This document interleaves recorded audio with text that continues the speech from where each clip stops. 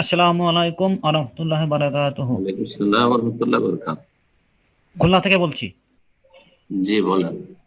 জি, আমার প্রশ্ন, ফজর বা ফজরের ওয়াক্তের সময়সীমা কি সর্বনিম্ন 1 ঘন্টা 20 মিনিট থেকে সর্বোচ্চ 1 ঘন্টা 22 মিনিট পর্যন্ত থাকে? জাযাকাল্লাহু খায়রান। হ্যাঁ, হতে পারে। এখন এক এক দেশে এক এক রকম হতে পারে, সব দেশে যে একই রকম সময় হবে সেটাও বলা যাবে না।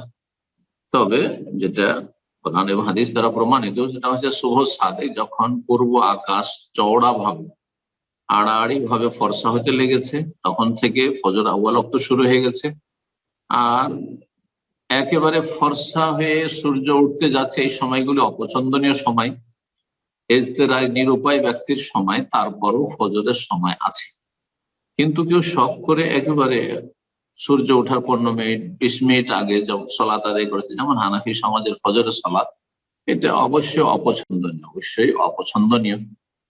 আর অপছন্দনীয় সময় রক্তে কারাহাত, আর রক্তে ইজতিরার, নিরুপায় ব্যক্তির জন্য স্বেচ্ছায় এরকম বিলম্ব করাটা ঠিক নয়। জি, সূর্য উঠে গেলে আর চলবে না, কিন্তু সূর্য ওঠার আগেও যদি 1 রাকাত পেয়ে যান, যেমন হাদিসে আছে, তাহলে আর 1 রাকাত সূর্য ওঠার সময় পড়ে নেন, এরকম সূর্য ডুবার ক্ষেত্রে। জি।